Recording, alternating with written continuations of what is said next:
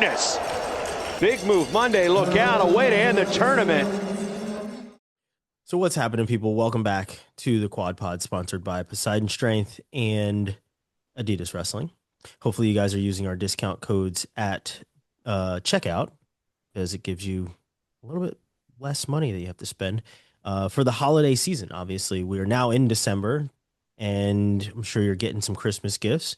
So I'm pretty sure that a pair of wrestling shoes, maybe a headgear, maybe a sweatshirt, something from Adidas Wrestling, even an infinity rope from Poseidon Strength. Yes, completely sponsored talking about this stuff, but still good gifts.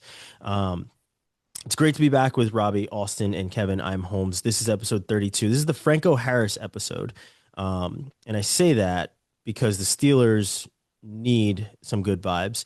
I am not a Steelers fan, but the good vibes always come on this show. So, but for anybody that's ever been to the Pittsburgh airport, as soon as you come down those steps, there's a statue of Franco Harris with the Immaculate Reception, which is awesome. Make sure you check that out if you're ever in Pittsburgh. But yes, this is Franco Harris episode 32. And I also went with the Steelers because we're going to talk Iowa and Iowa State. So the color matching is there. We're also going to dig into the other upset, SDSU and Minnesota. We'll get into RAF, and we'll talk about Iowa taking more attacks too. I know in past episodes we have, I guess, I don't want to say shit on them, but we've talked about their lack of attacks and how they win close and how they're not taking a lot of risk. They are taking more risk now, but still something, I guess, needs to change on the finish rate maybe. But we'll get into that. But as we always do, we do our weigh in before anything. And I have two. First one, I'm going to give a shout out to the Nazareth High School quarterback who will be signing to Auburn tomorrow. We've obviously had a good amount of Division I athletes, especially wrestlers, come out of the Lehigh Valley. But the Division I football players that come out, they're doing kind of well in the NFL right now. I mean, Saquon Barkley, as well as Jahan Dotson. Jahan Dotson, also a Nazareth grad.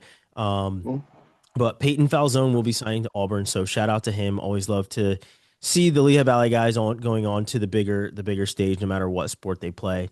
And then the other shout out I want to give is to a man that sent us an email over the last week after our episode went live, and it was from the Hawkeye Report, and it was Tanner Lefevre. So Tanner, we appreciate you sending the email that you sent. We asked questions about Gabe Arnold and speaking about whether or not he had any media availability before wrestling in the dual meet that he wrestled in, was that 2 weeks ago? And had anybody asked him about, being dismissed from the team or talk to Coach Brands about it or anything else when having a media availability. And shout out to Tanner, honestly. One, we appreciate that you're watching, listening, and paying this close attention. I'm sure that because we said something about Iowa in this regard, you're paying a little bit closer attention. But we appreciate that you sending over all the info, giving us the scoop on the fact that all these things had been talked about. I will never shy away, and I don't think any of us will ever shy away from saying, if we miss shit, we miss shit. And we're going to ask because we legitimately don't know. We're not trying to be coy. We're not trying to be anything, but sometimes we miss stuff, and that's okay, right? We are plugged in completely, but sometimes you just miss when things happen, and Iowa is covered a ton, but still not completely watching every move that they make or that the media makes on that landscape. Honestly, try to honestly focus a little bit more on the wrestling than we do anything else. But that was a question mostly because of Gabe Arnold's presser. But no, complete shout out to Tanner. We appreciate you certainly sending that email. I let him know. I gave him my cell phone number. I let him know he can reach out at any point. He talked about putting us on blast. You're never going to put us on blast because it's really honestly hard to do. I don't care. I don't have the put on blast nervousness anymore of being right, being wrong, or anything in between. And I don't mean that as shit talking. I mean that truthfully. I'd much rather be informed than anything even if it seems like we're being put on blast. So do it. Don't really care where you throw that information. But as long as this email was that he sent us, I'm glad that he sent it Very as an detailed. email and very Yeah. detailed instead of putting it into the comments. So shout out to Tanner. Reach out anytime. Love when another journalist reaches out. My journalism hat only goes on when we're talking about stuff like this nowadays anyway. So, but no, appreciate it. And Robbie, on to you. Just one quick one. Let's talk to Steve Garden a little bit this weekend. They had a great duel in Bloomsburg, coming off the pretty rough showing at Michigan. I was really impressed with how they bounced back, how aggressive they were. From the opening whistle, they were going after lots of bonus points, a couple pins. It was just good to see them get back on the right side. It was nice to see Ryan Kaka out there for I think the first time this year. So I'm glad to see that he is healed up and back on the mat. But good stuff from them. Looking forward to seeing them continue to improve. I think they have a lot of talent on that team, and they could honestly shock a lot of people this year if they get everything going at the right time. Nice. Austin? I'll give a shout out to the great color commentary team of Sean Kenny and Rock Harrison. Did a great job on Sunday calling that duel. I was actually in the car driving the entire time, listening to the duel, popping over and looking at it every once in a while. But did such good play-by-play. It was easy for me to kind of follow along without intensely watching it. Eyes were on the road, driving the family. Had to do some business there, but went back and rewatched it. Then it was great to have those guys on the mic, and they're enthusiastic. They're so informed. They're prepared. They're true professionals for the sport, especially when the match is on ESPN, big time over a big holiday. You need the best team, and I think those guys nailed it. So shout out to those guys, and hopefully we can continue working, with those two guys and moving forward here. And they're the all-stars, man. They're great. Yeah, those guys are awesome. We're very lucky to have them in the ACC and on Friday night duels every week. So it's been awesome getting to know them too. They're both fantastic individuals. So good. Yeah, I get to work with Sean too in a couple weeks in Nashville. So getting to see how he goes about things it'll make you want to be better in literally anything that you do. Well, and you're also lucky that Rock didn't reach through your phone and shake you while you were driving. He was so excited.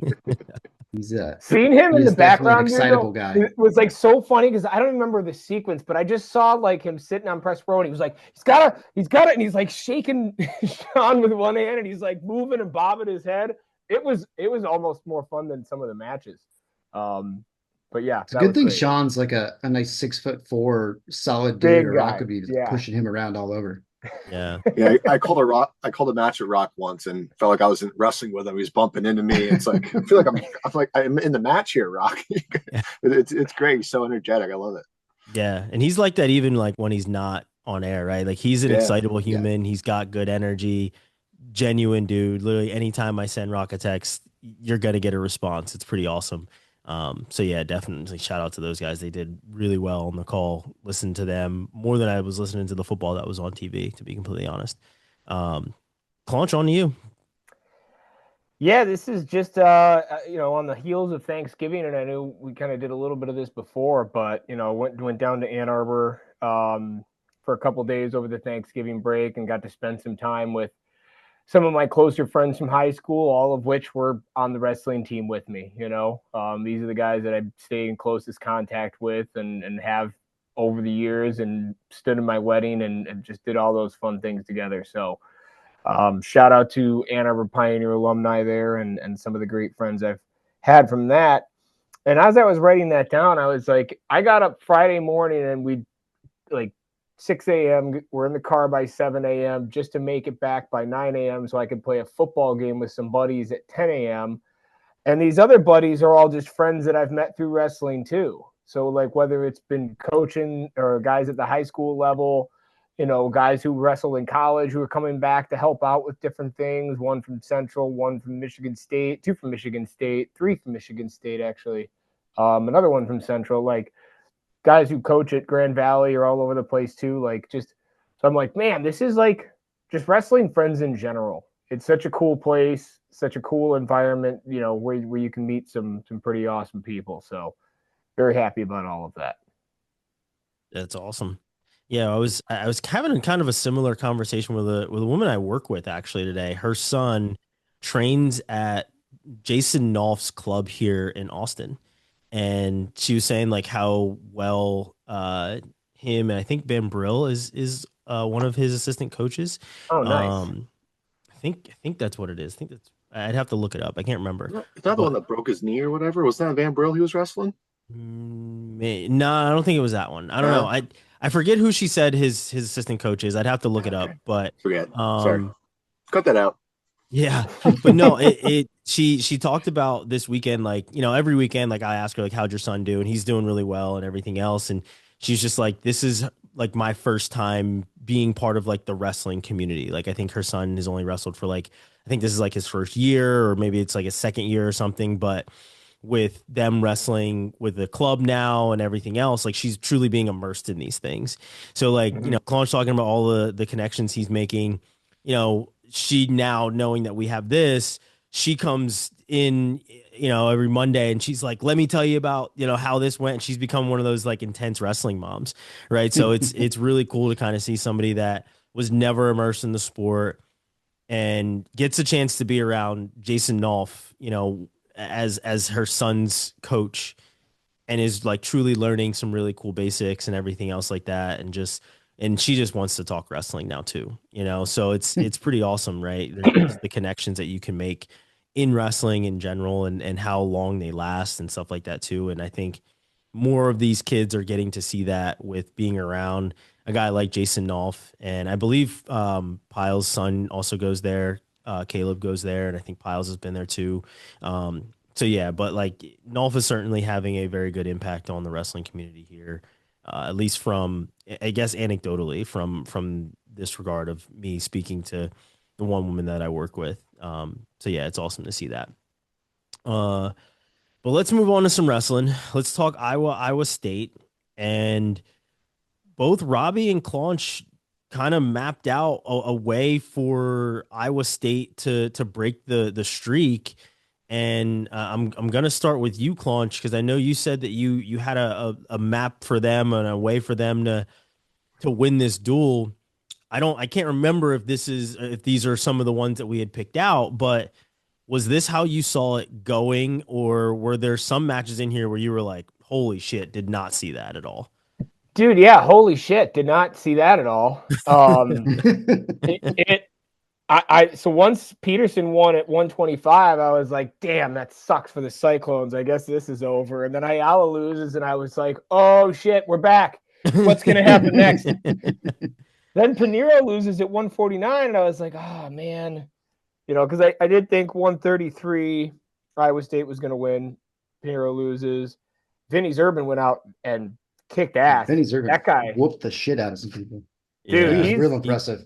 Yeah.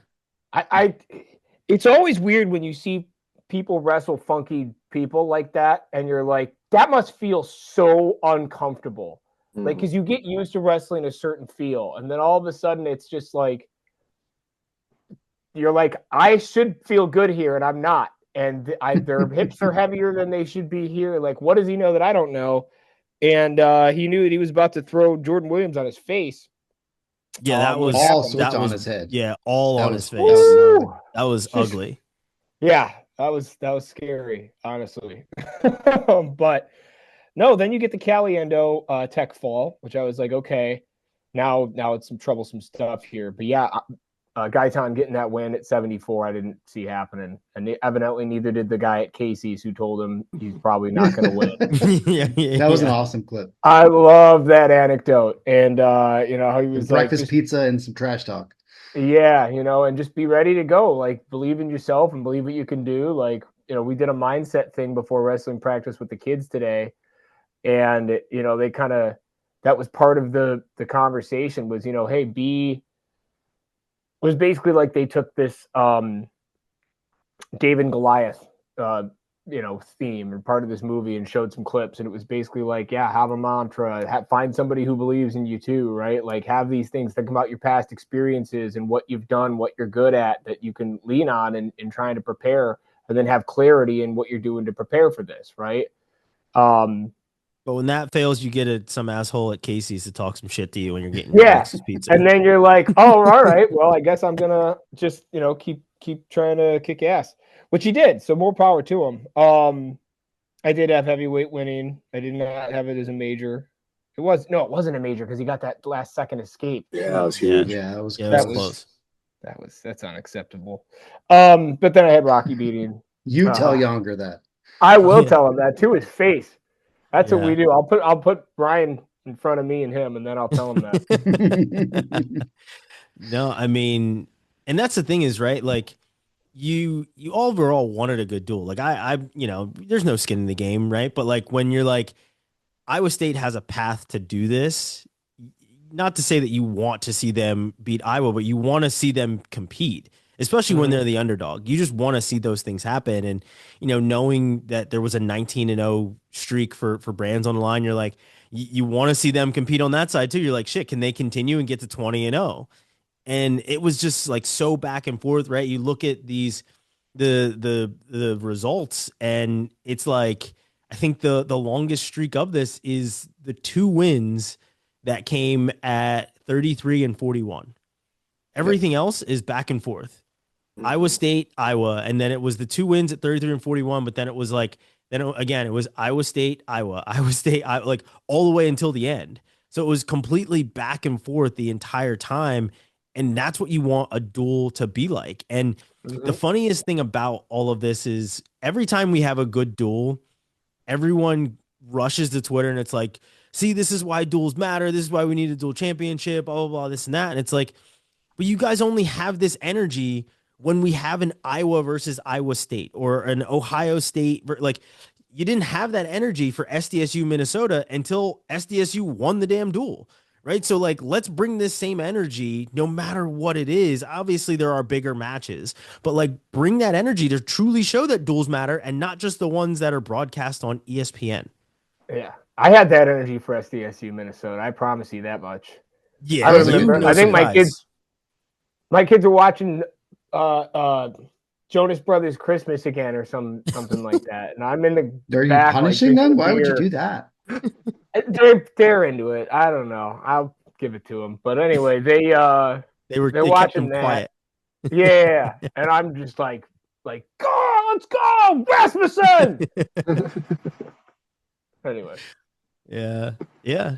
I mean, but like I said, people didn't have the energy until shit happened. So, obviously, yes, duels matter, and everybody is amped up for national duels and saying we should have this and have that. But then, a couple duels happen, and I mean, even I feel like we're guilty of it too. Where we're like, man, there's not too many big duels happening, like, or at least things that people are that interested in. And we didn't highlight SDSU Minnesota. We mentioned it, but it was still a footnote, right? And now we've got these 2 upsets on our hands. Like, shit, well, what do we do with these results? Obviously, you discuss them, but like, how does this look and play out throughout the rest of the season? But no, I mean, I'm glad we're getting some really good wrestling early in the season because, we talked about it before of how these lineups usually look at the beginning of the season and how people, with Cornell's lineup, how they looked really good in that first duel at national duels, but they still had a ton of guys that weren't available, and Lehigh, a ton of guys that weren't available. And, so we're slowly but surely getting things amped up, but I feel like it's been a good amount of rise this year. National duels has been great. Obviously SDSU, Minnesota, and, now we have Iowa State, but Robbie, on to you with your take on Iowa State, because you were the other that said that you had a path for them to win as well. What was your thought as you watched this back and forth battle? I mean, they picked up a couple wins I wasn't expecting. I think Gaitan was a really big one there. I mean, for the most part, there was only 3 matches that were bonus points. Echemendia got a major over Nasir Bailey, which was huge. Vinny Zervin over Jordan Williams. So that's 2 bonus points for them, but that was immediately negated by Caliendo getting the tech fall. So bonus points didn't play a single role in this. Iowa State, from the opening whistle, Younger Bastida really set the tone, looked fantastic against Keeter. And I mean, he's going to be a real handful for anybody this year. He's a full size heavy. He moves incredibly well. He's really fast, constantly attacking. He's going to be real problems. The one I was most impressed with though was Vinny Zerban. We haven't seen him a lot, and or I guess at least for Iowa State, and he's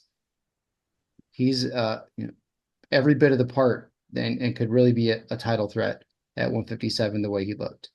And he put it on Jordan Williams and wasn't competitive at all and really kind of set the tone there. So I was very, very, very impressed with him. And then Elam looked great too.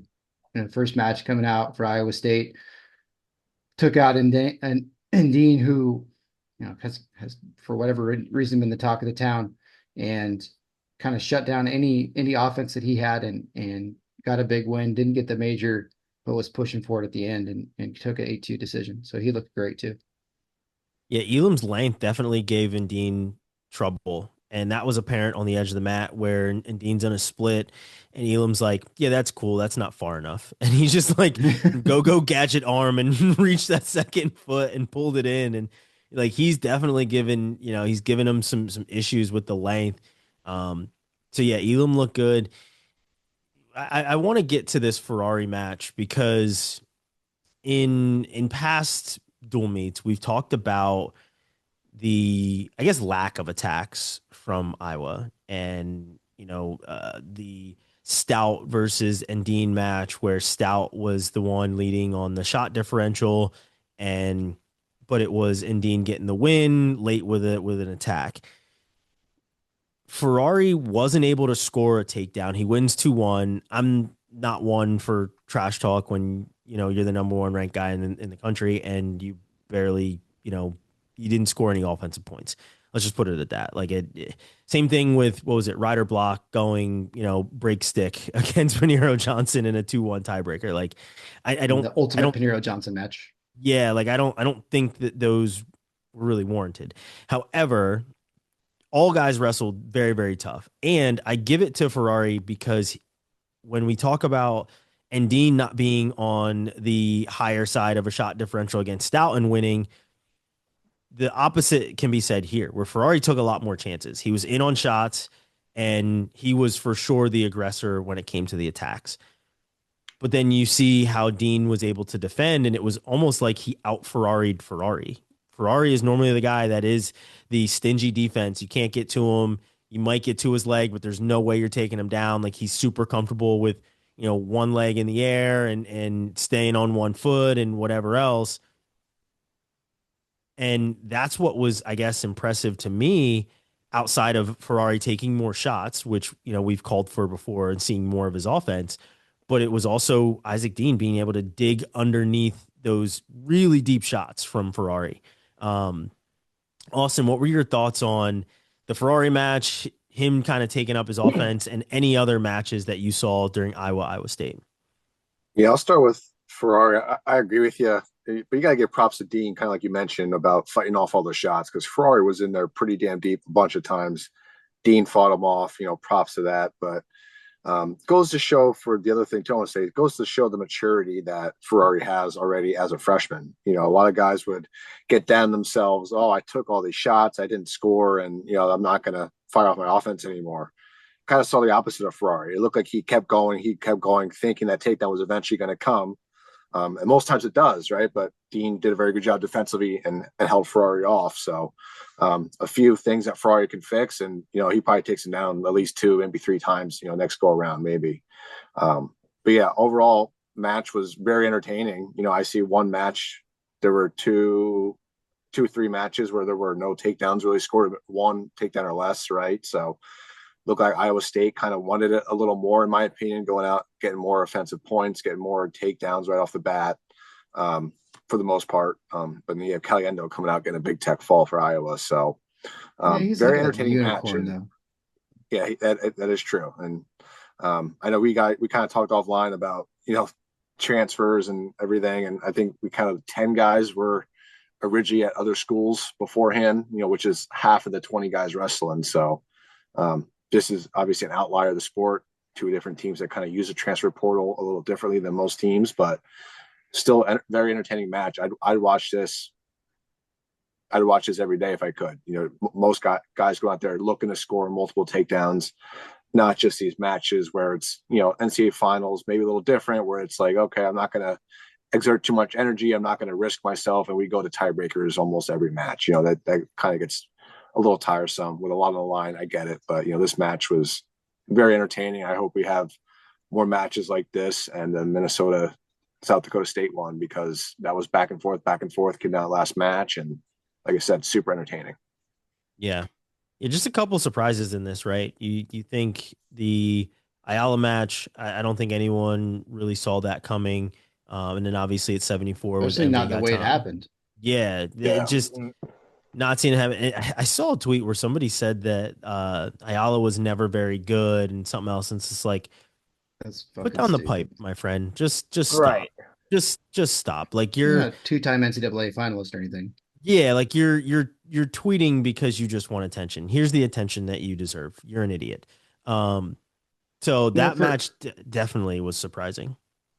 All the props that you're given Ferrari for getting to the leg and being more offensive, we're still in the same position with the number of takedowns that Iowa actually got. And again, it can be counted with the exception of Caliendo. If you take Caliendo out of the equation here, you can count it on he's one the hand. outlier. And I mean, there was no takedowns for Keeter, no one takedown for Peterson, one takedown for Ayala, nothing for Bailey, nothing for Block, nothing for Williams, and Caliendo, the unicorn. It was at one for Kennedy, and then he got stalling points. Yeah. Nothing for Ferrari, nothing for Indian. So that's not good. And we keep coming back to the same thing. It's all well and good if they're getting to the leg, but they have to convert and they have to finish those shots. They coming into the year, they're coming in number 2, and people are talking about them potentially having with these transfers having a lineup there where they can compete with Penn State.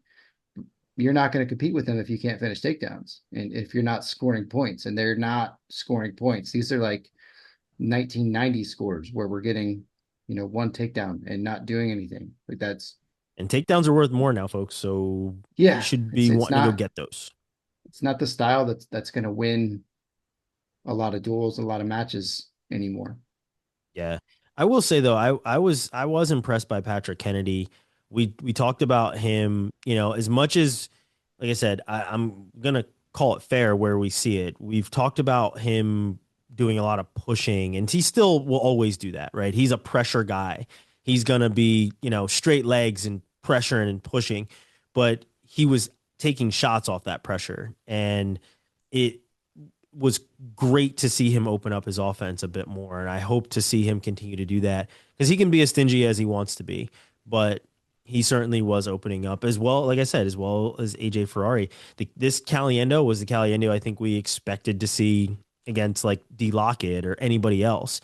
So, it's good to see Caliendo maybe getting back to what we've seen him be in the past. But yeah, like I said, we give props for them opening up their offense, but to Robbie's point, like, what is it? 2, maybe 3 takedowns the entire duel. It's not, that ain't going to do it. It's just not going to do it. Caliendo has more individually than the entire team has collectively. That's not a good sign. Yeah. Yeah, not good at all. Any other thoughts on Iowa State, gentlemen? I had one. Why didn't Tom Brand shake Kevin Dresser's hand? I did see that. That was interesting. Did he offer him an orange or something?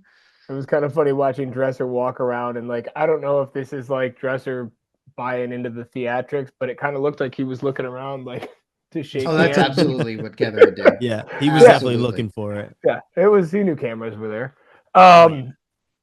No, the one thing was Adam Tirapelli had tweeted this, and I was thinking it during the duel, but I didn't have the balls to tweet it. But no shots at Adam. But Bailey and Williams do not look good at these weights. No. And Bailey in particular has not looked good at this weight. And you would think that like maybe him getting bigger would give him more energy to compete because he kind of, ran out of gas, it looked like at the end of last season. But this is not the right weight for him. And Jordan Williams for that matter too. Now, again, maybe this is not fair because I'm like, oh, well, you just lost this match against a good wrestler. But it's like, I don't know. This, at least in Bailey's case, has been pretty consistent all year. It's almost the same thing that we said about Richie Figs too. Richie Figs just doesn't look like a 33. He looks very small for 33. It just doesn't, it just doesn't add up. And this is the thing that's kind of crazy and can quite frankly be unforgiving, with the sport. But it's like, I mean, take a guy we're going to talk about in a little bit, Chris Cannon. Like, how many years did he try to go up to 141 and it just not work? And he's used his 8th and final year of eligibility to go to another school and cut down to 133. It's like sometimes like unless you're like a Kyle Dake, who, as it turns out, naturally was growing and like can make it work for him. But like in both ways, he was getting younger, but he was getting bigger. Right. Exactly. So it's like there's very few people that can do that and just kind of like move around with their weight classes like that and don't have somebody, they find out, put it that way. Yeah. Well, it feels like it's a move out of desire rather than necessity. And like, they're not committing to the actual moving up a weight class where you have to really put in the work to size up to that weight class rather than just, oh, well, I'm not cutting as much anymore. So now I'm going to be a 57. Mm-hmm. I mean, you've seen the same thing with Nick Hamilton. He's a blood round guy last year at 65, and he's definitely had some growing pains at 74. It's the reality of moving up a weight class, and he was fully committed to it. So it's interesting to see the guys who don't seem to be as bought into that weight change. Well, and I'll use him again as an example, but Garrett Thompson last year had a really shitty start to the season and absolutely turned it on at the end of last season and was able to look fantastic. Again, not on the podium like he wanted, but he definitely going into NCAAs was a guy who was like, this guy can get on the podium, So yeah, sometimes it might take a little while to get used to it, but we'll see how that pans out. It's not like Nasir Bailey's going to drop to 133 this year for Iowa. Yeah, I feel like him being at 33 or him being at 41 is out of necessity. Because he's not going to beat Ayala, at least the way it looks, he's not going to beat Ayala, right? Mm-hmm. Ayala is not having the best time right now, but he's also returning, 2-time national finalist. So it's tough to say that he can drop down and take that spot, right? That's Ayala's spot, and I don't think anybody's going to take it from him. I don't even think they'll let them contest for it, to be completely honest. So Jordan Williams, I think he wanted to go up probably. I'd be surprised if because he does look bigger. He does look like a guy that is filling in. But Nasir Bailey doesn't. He looks still like a 33 and just kind of out of place. And same thing, like I said, with Richie Figs, just looks out of place, looks small at 33. Like he's probably like a tweener where he's like 130.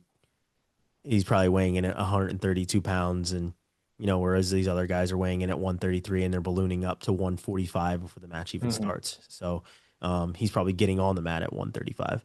So like he just doesn't look big. And I feel like that's the same for Bailey as well. They just look out of place. So, I mean, good call by that, by Terapelli and as well by you, Claunch, because they just do look certainly out of place.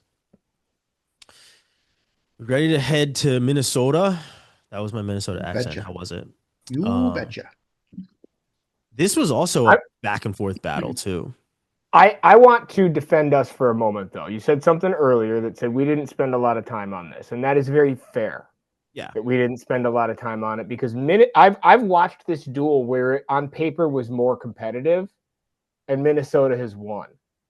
Yeah, there's only one match in this duel that South Dakota State was favored to win the match. And that's at 197 with Berge over Gavin Nelson.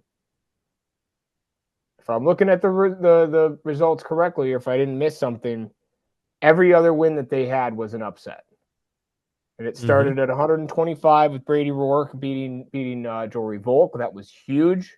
Jorge. Sorry. Right. Chris Cannon got the win at 133 for Minnesota. Then you had Julian Tagg over. Which I love to see that, man. Julian Tagg, hat off to you. I am so glad that things are going well for you right now. Love it.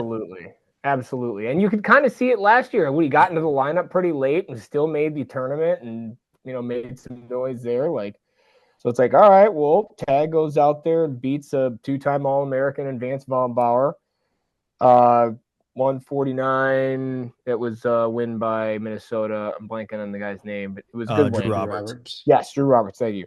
And then you have Cale Swenson go out there and get a win, which was huge. Again, not the favored wrestler in that match. Was it not Mirren? Millard. Right yes, Swenson. Yeah, beat Millard. Yeah.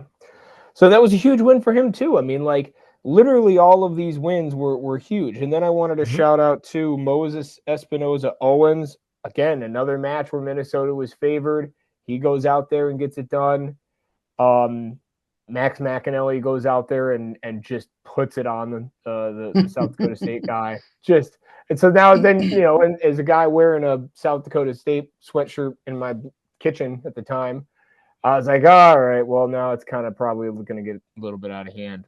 And I will say this too: the whoever runs the South Dakota State Twitter needs to get in the room and go a couple rounds with the 84-pounder at South Dakota State, Brock Fettig, because if I was to lose a match and you hit me with the Billy Madison, he's good, and give him his props, we're gonna fight. We gotta have some words. He's not wrong. He's not wrong. But you kind of worked for me a little bit in this one. You could have just posted the result. No, you added a little extra, little herbs and spices to this one, and let it ride. Not okay. Well, and the one I wanted to point out again was the Bennett Berge over Gavin Nelson, because the commentators, and my apologies, I didn't catch who it was doing the commentary. But they had brought up that these two last had wrestled, or at least I think it was last they wrestled. They wrestled in high school in the state finals, back in the day. And I was like, oh, that's cool. I love when that happens. And now they're battling in college against each other. And, this big duel that's eventually goes down to heavyweight. And Luke Rasmussen beats him in the last 5 seconds by, I don't want to call it a fat man roll because it kind of wasn't. But yeah, he got him. We'll call it that. Back. Anytime a heavyweight does a roll, you just got to call it a fat man. Yeah. But yeah, it was, gosh, to literally only be favored in one of those matches that you win. And that was a close match. It was a 2-1 match. It was, yeah. It was as exciting a duel. And I went into it being like, man, I'm excited to see what this young South Dakota State team's going to be able to do. But Minnesota's got a really good squad. For them to pull that off, man, was and both things can be true, right? Both teams can be really good teams, and I think that's just kind of what happened. But yeah, that was a fun one, man. Yeah, but certainly a lot more unknowns on the South Dakota State side than the Minnesota side, right? Right. Minnesota is known for having the good recruits, and not to say the South Dakota State doesn't have them or ever have them, but Minnesota's a perennial, right? You think of the number of heavyweights that have gone through that Minnesota program, right? And then obviously the J-Rob aura that will always hang over that program, no matter how long Eggum is there. That program is known for the J-Rob teams. So which Eggum was also a part of. So well, and so is Damian Hahn, the head coach. Exactly, which is awesome too, which is really those awesome. Big heavyweights. Yeah. So yeah, Claunch, honestly, awesome breakdown of the entire duel where, you look at these rankings that they have, or at least they had going in, and you're right. There was one match where there was a higher ranked guy for South Dakota State. All the rest of these guys had to step up and wrestle a higher level than what the rankers perceived them as, or in this case, I'm guessing Earl perceived them as. On the road, too. right, and on the road. So great duel. Austin, Robbie, 6 match anything wins. about this duel that you guys got? I mean, the ending was It was it's like awesome. a movie. It's like a movie ending, right? It's like, oh, he's down late and he's trying this crazy fat man roll. You only need to escape the tire, and then he goes for it all and gets it. It's just really cool ending. Um, I wanted to bring it up for the Iowa State match too. We saw Iowa State not compete at national duels, and we saw South Dakota State not compete at Iowa duels. They both knocked off Iowa and Minnesota, who I think were both top 5 teams there, right? So Yeah, they were both there too. Yeah. yeah, and pretty interesting that 2 teams that weren't participating knocked off these 2 teams. But again, it's still November early, but just really exciting dual meets going on. You love to see it. Does Yeah. that mean that Iowa and Minnesota have to give them their checks from the national duels? I think that's how it Split works. them. That's Yeah. how it works. Yeah. Yeah. I think Yeah. so. Yeah. In Hand today's it sports, over. you have to pay. You have to pay. You have to. It's Yeah. all about. It's all transactional in sports today. 25 million if you're LSU, just for the players. I'm not Fucking turning that crazy. down. I'm sorry. No. Yeah. So my thought with it is, apart from McAnally winning by murder, all the matches by were close. He destroyed him. McAnally's scary. He's scary good. The only other somewhat lopsided win was Cannon at 33. It was 8-1. Everything else was within, for the most part, within a takedown. And they're super close matches. It was really tightly contested back and forth. Really fun duel to watch. And from a production side, shout out to the commentators. They did a great job in switching over from the catastrophe of the Wisconsin commentators that made me want to slam my head into a wall, to the professionalism of the Minnesota guys. Like, it's very well done, and it was great to see that. Yeah. So 2 good duels over the past week. Awesome upsets. Hopefully, this is setting us up for some even more fun wrestling as we go into CKLV, which we'll preview in our next episode.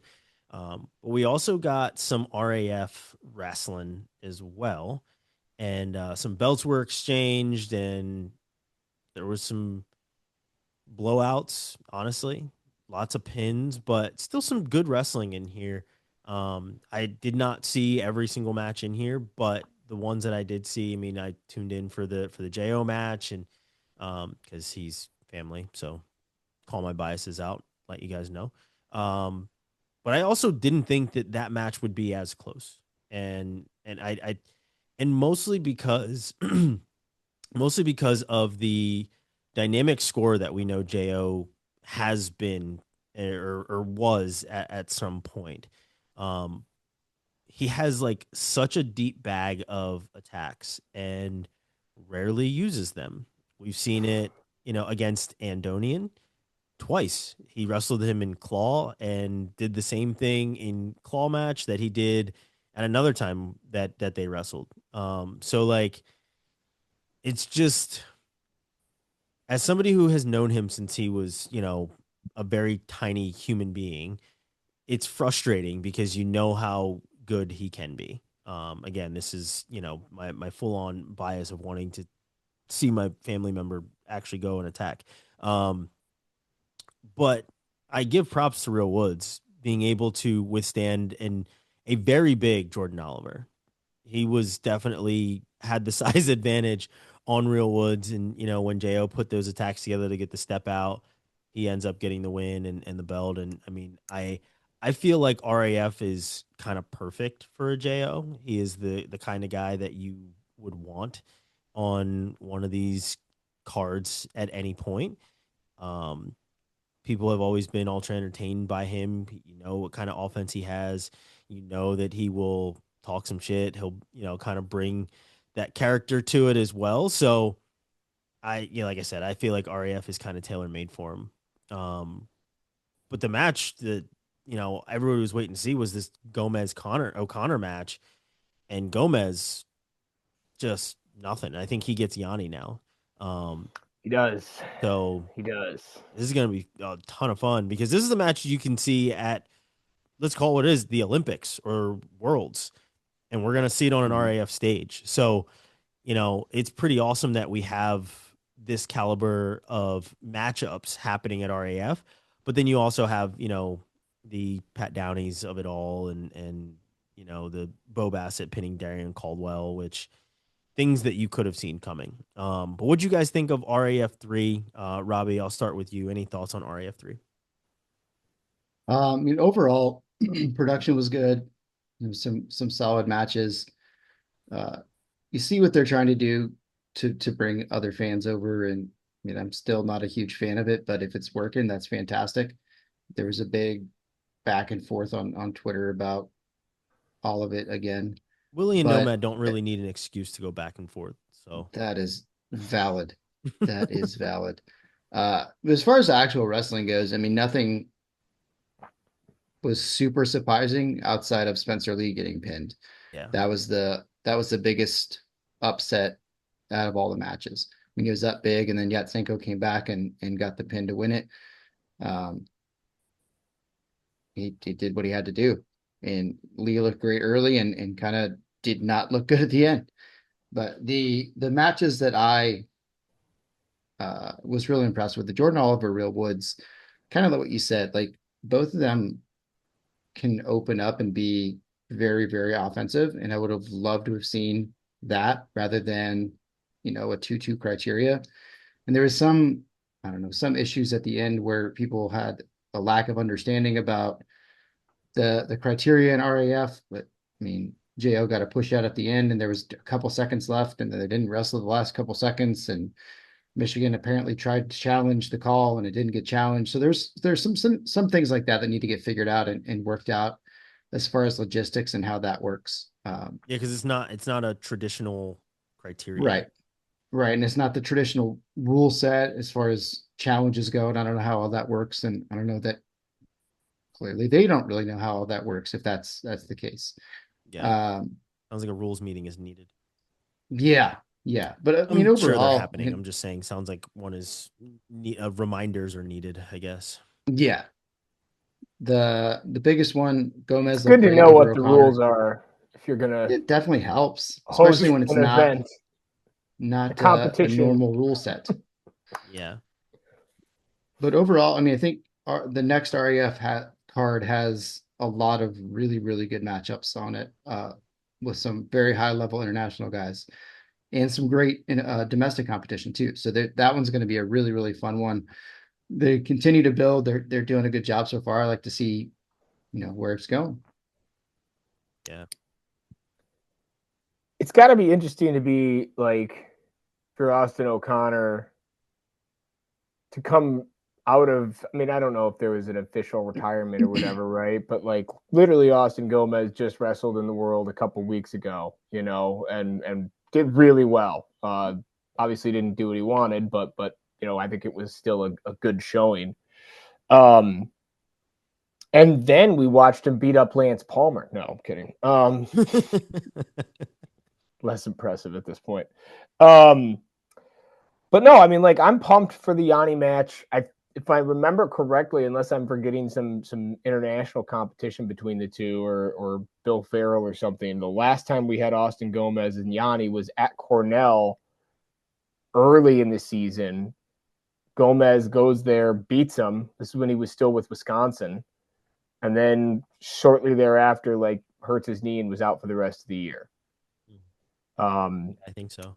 So, I don't remember if they've wrestled in freestyle since then. I can't remember off the top of my head, honestly. Yeah, you're right. Because, Gomez was done. He was out the rest of the year. That was Yanni's last season, and Yanni wins, his last national title there. So, but yeah, it's going to be exciting to see them. Both these guys are still awesome, accomplished freestyle wrestlers. Both these guys are still competing and, at or around where they age-wise should be in their primes, I know Yanni had to take some time away for a minute, but this should be it shouldn't end in a pin or a tech, which a lot of them did. So I'm excited to see how this ends up. Yeah, it should be the headliner of whenever they wrestle. It should be certainly that. It should be. Yeah. They're not on the next card, are they? No. I don't think it's on the next. That would be adding even more. RAF4 is going to be Very, very good. It's my son's birthday, so I can't sneak away for that. What do they have? Matt Hamill versus Forrest Griffin? Jesus. Forrest Griffin. Was not expecting a Forrest Griffin reference. That's Oh, fantastic. you weren't going to get a Stephen Bonner one because rest in peace. Oh, But man. still the best fights I've That's- ever seen with those two guys. That's good. Was Yeah. not expecting that reference. So Yeah. just quickly looking at RAF4, Hendrickson, Paris, Bull Nickel, and Yoel Romero. Didn't Yeah, realize that got was announced happening. that got announced Mhm. like right after RAF3. That got I put missed out. that one. Yeah. Cardenas and Hidley will be good. Kekison and Valencia will be good. Mhm. Wickham Hamidi will be good. Be Mhm. 2 7-foot tall middleweights. The Card dunk Bilal contest. Muhammad, that's going to be a disaster. Yeah, it says RAF. Yanni and Gomez is on RAF4. And then RAF4. Hildebrandt Prevovarki, I don't know who that is. And then there was another one that was announced there too. That was I don't remember who it was. But they Kevin have some versus Younger Bastida. Yeah. It's the tag team Except with Ryan Holmes. I get a bat. Yeah. Yeah, that's the only way that's gonna happen. Yeah, it wouldn't work anyway. He'd still Wouldn't beat work. me. No, not at all. Austin, what were your thoughts at RAF3? Yeah, I mean, we spent some time on it last week. It wasn't, I mean, if we're being honest, it wasn't the most thrilling card that we've talked about, but, which kind of played out that way. Like you guys mentioned, not a ton of close matches, but it was cool. Part of me thinks it was cool to see Bassett as a 17, 18-year-old kid coming out and beating up Caldwell, who's up like 40 now. It just shows the age difference, age variations that we had at this event. Some guys over 40, some guys not even legally allowed to drink yet. So part of me thinks that's kind of cool, just to get all kind of age levels in there. It was just really cool to see JL come out of retirement and be a world bronze medalist, and Holmes, you can probably relate to just growing up watching JO. He was like the most technical guy, the most savvy guy, just the best wrestler you've probably ever seen, on the mat growing up, and having the fortunate or unfortunate events of wrestling him on the mat in practice in a match. And just great to see when that guy has some offense and can fire that off. And I've told it before, but I'll say it again. I've seen him tech fall a kid in the district, I think semifinals, with just takedowns in the first period, back when takedowns were still 2 points. Yeah. So that's wow. 15 takedowns in 2 minutes. Yeah, it was gross. Against a kid that was pretty damn good. He's a multiple time state qualifier. So Josh Torella did that to my buddy, also multiple time state qualifier. really, Yeah. It's just Yeah. There's impressive, levels to this. Yeah, Yeah, that's exactly what that match is. It Yeah. just there's levels to this.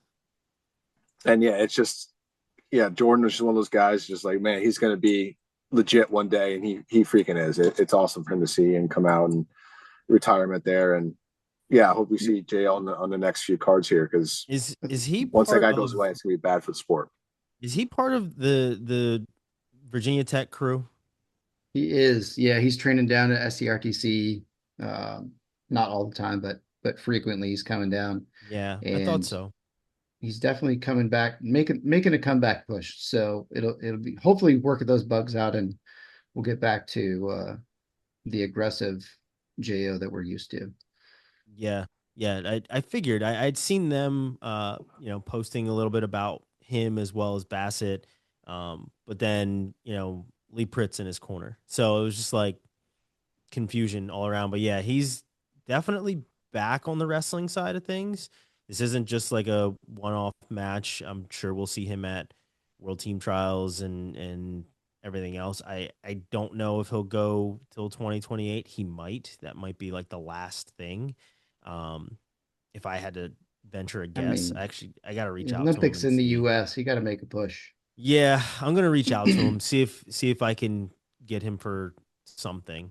I Maybe bet I'll see him when I'm home, but he didn't have Frayer in his corner because he doesn't want to stand next to that hair. I don't want to either. But Freyer's a good looking dude. He's especially when great he's wearing hair. capris. He does have great hair. Yeah, good looking dude. Yeah, maybe I'll see Jordan when we're home. I know he might be training in Virginia Tech, but I know he's back close to the Lehigh Valley as He's well. living in Easton, isn't he? Yeah, I think I don't know if he's back in Easton, but I think he is close enough. So yeah, something close. So maybe I'll see him when we're home. I'd love to see him and Bo Bassett do a live go or two in the wrestling room too. I think that would be some entertainment there. And then throw in Andonian just for some wildness. Yeah.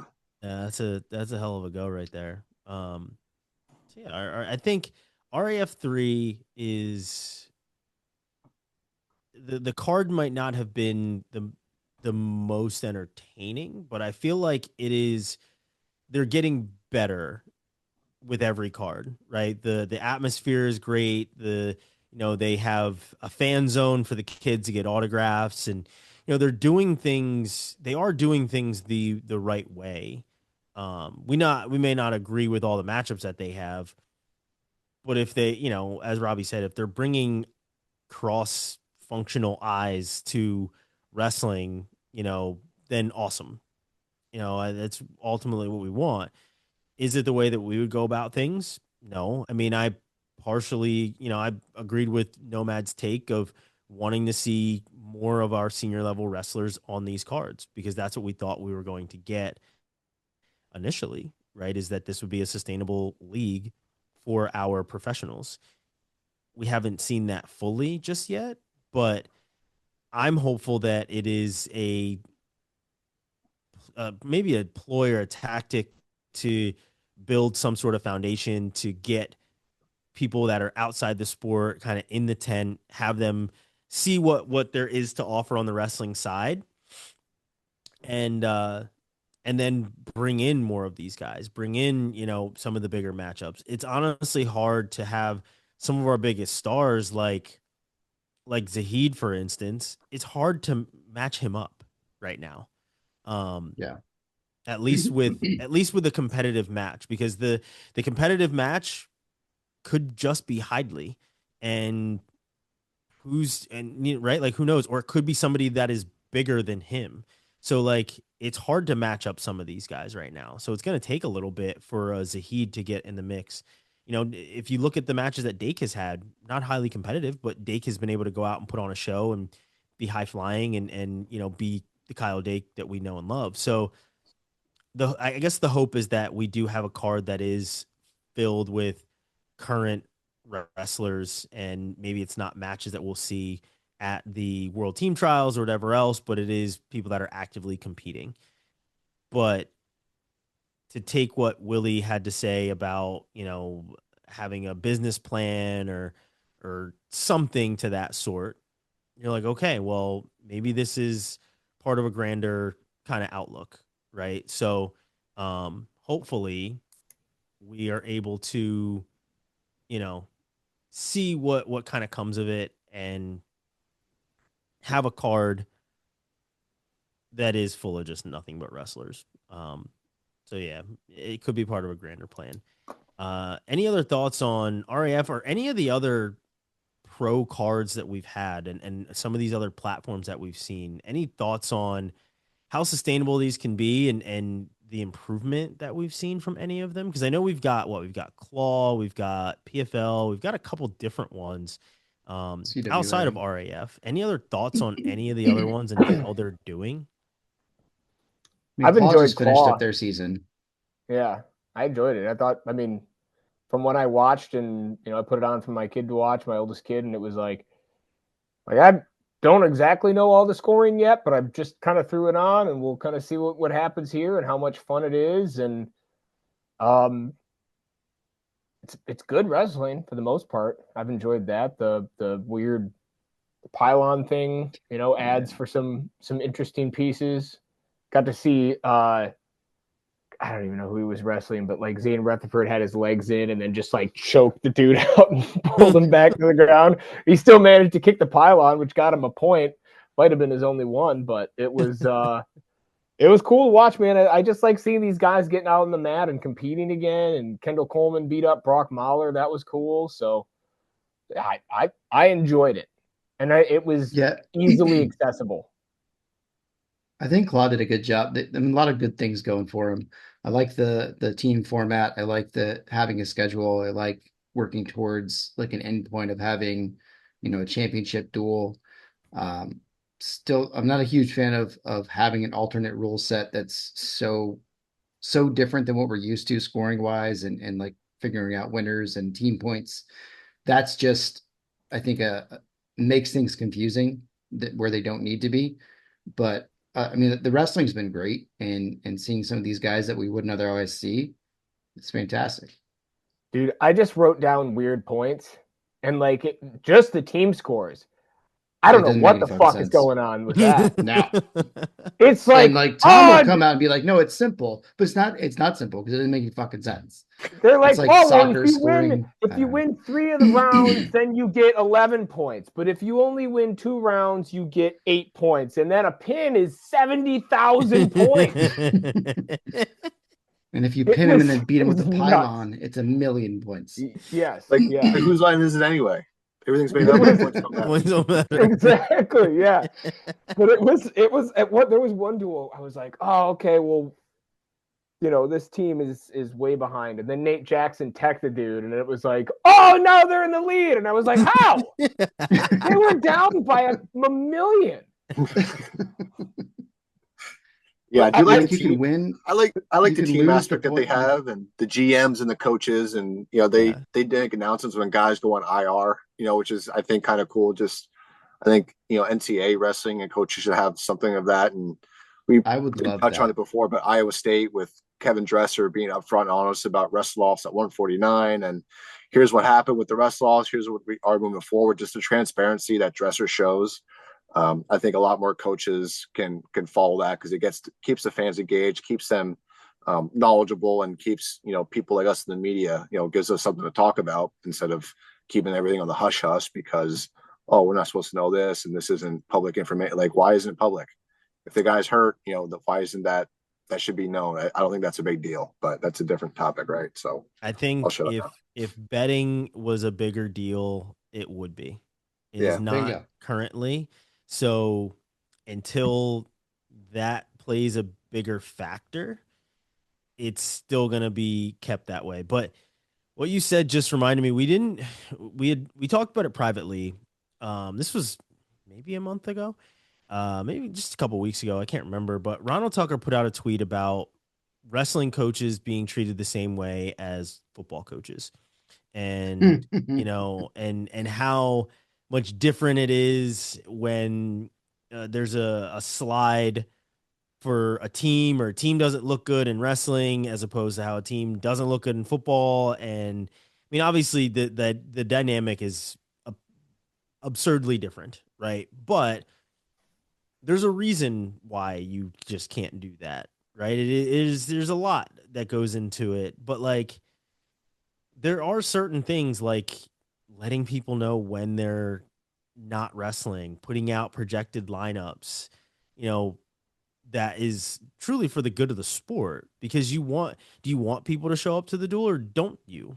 Right? Because if I show up to a Laker game and LeBron's not playing, at least I knew LeBron wasn't playing, but like show up to a duel and it's like, well, we might not throw Ayala today, or, we might not see, Ferrari today. AJ Ferrari's not going to be in the lineup at heavyweight today, but you don't know that until you get there and you show up and now you're watching the duel.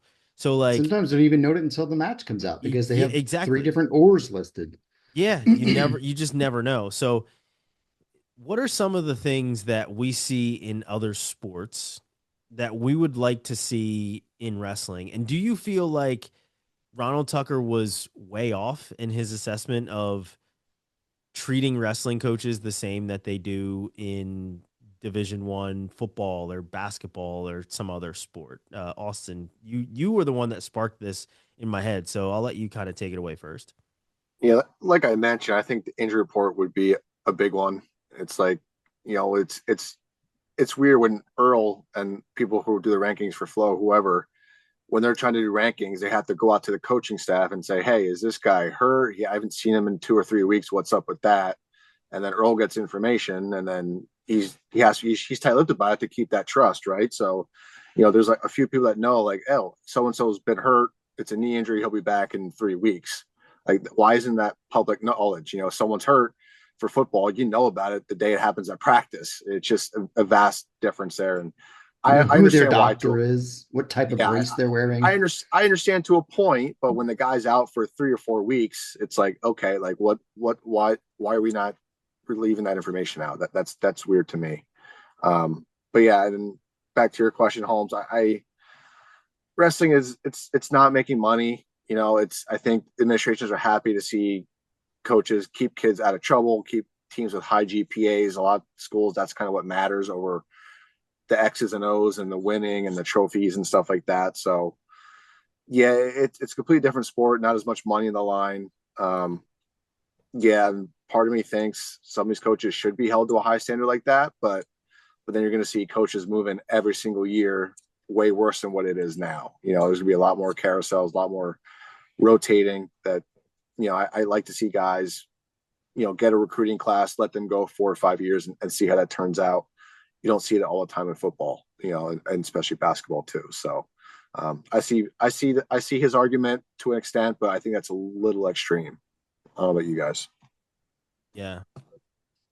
Robbie, Claunch, any? I think there's some value in wanting to hold coaches more accountable for their programs and what they're doing as far as the product they're putting on the mat. Because off the top of my head, I could probably count 10 or 15 coaches who are, I would say their program is very stagnant. Name and them.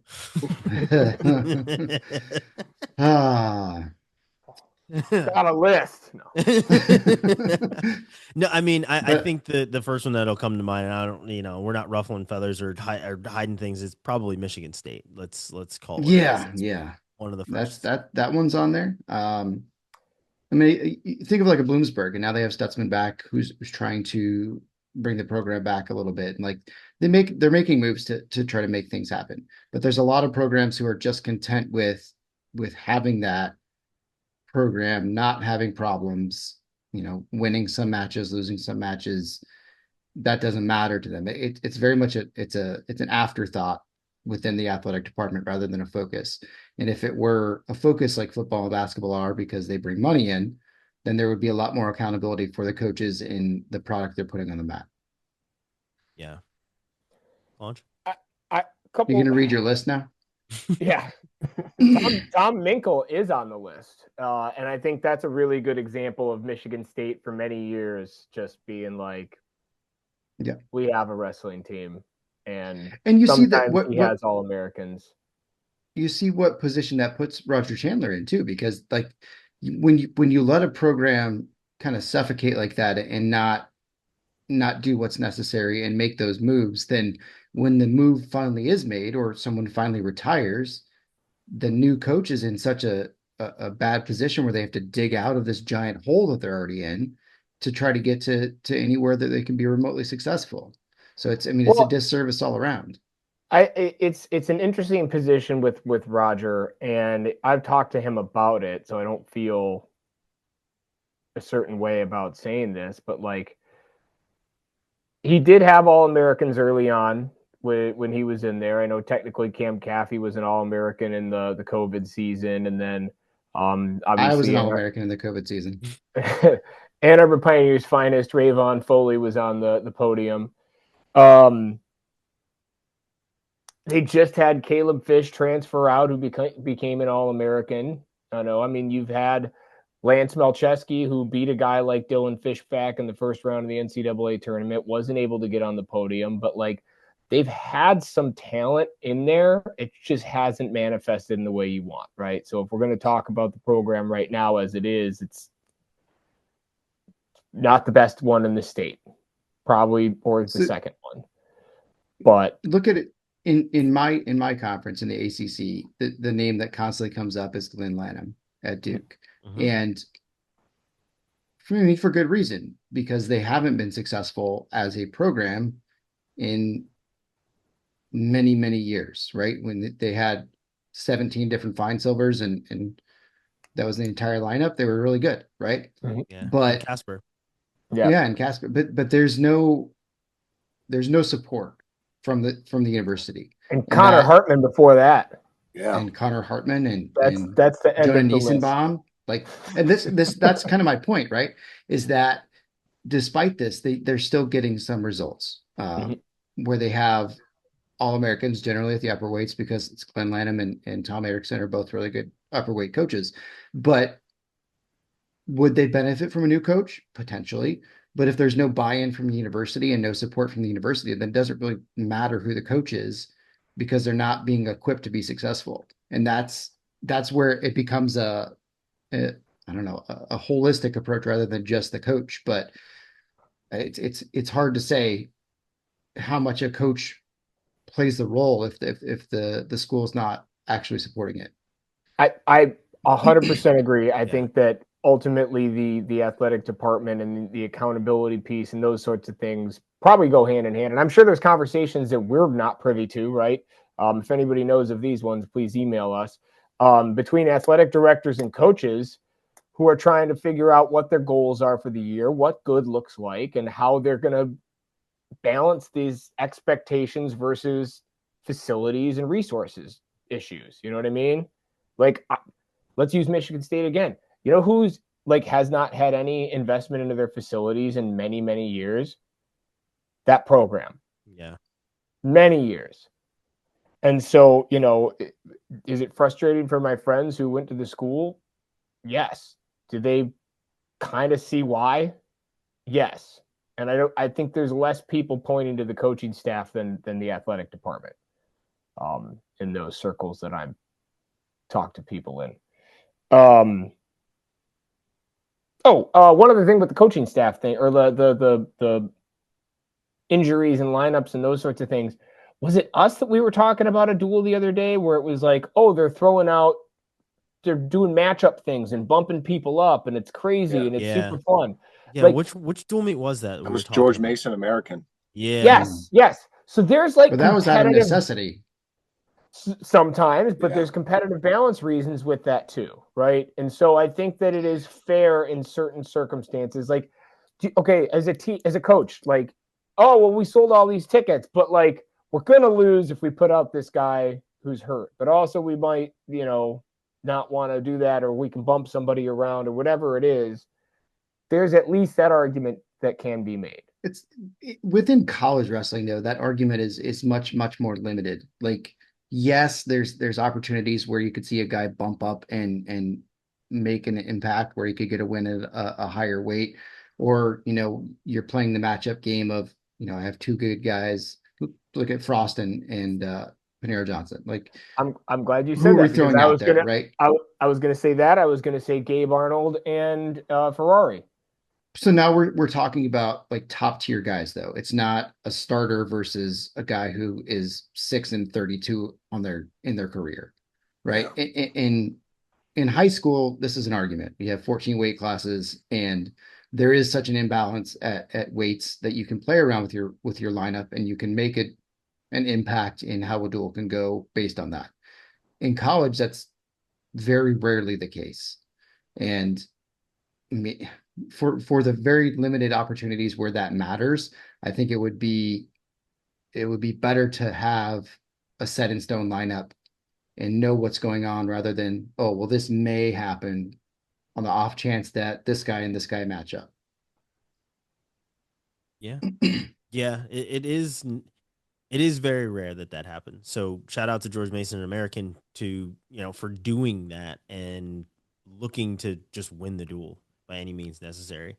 So yeah, no, good conversation. I love all the points that you guys made about everything. Hopefully we do, and I know we've pushed for this before, but get like injury reports or some sort of heads up. But again, until the betting lines become a more pertinent thing, which we obviously have now, but until there's... I didn't know they had them for national duels. That would have been good to know.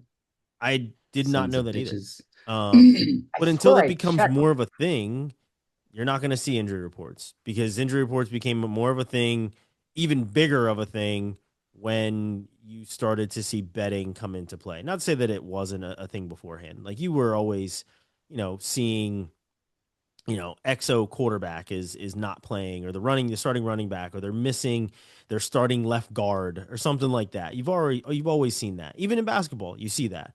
So and so is out. They let you know. But like when DraftKings started running commercials or putting video boards up during the games, you were like, you bet your ass you're going to let us know who's playing and who's not, because that affects what happens in Vegas now. And when there's bigger money on the line, more people are going to get involved. So, and I think if more people start spending money and they see how lucrative it is for wrestling betting, and not just, a one-off bet or some diehards that know what's going on to place bets, then you'll start to see that come into play. But yeah, there are certainly some programs. I mean, I think we've named a couple of programs that can benefit from maybe a refurbish or a bigger investment or something along those lines. But it's tough when those programs are just an afterthought for the athletic departments, and that's truly what they look like. We should Freaky Friday them and just switch Minkle, or not Minkle, but Chandler and Lanham, and see who can do what with what school. Yeah. Yeah, that'd be fun to see. But all right, gentlemen, I think we've had some good conversation. We recapped some things, gone over Iowa State, SDSU, Minnesota, RAF.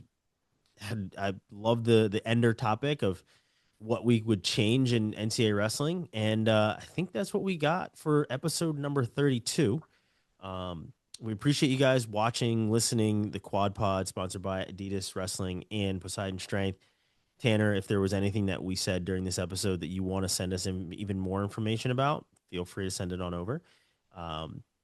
We appreciate anybody else that wants to send us any of the emails or DMs or comments or whatever else. Keep sending that information. We'll keep talking about it. We'll give you shout outs. You're not putting us on blast. We love those things. We'll never claim to be the smartest people in the room. So keep us informed. Honestly, we are as informed as we possibly can be, but without our audience and without the people that may also have some other information, who are we, right? Just a bunch of people that like to talk shit, but we appreciate it. We will see you guys next time here on the Quad Pod.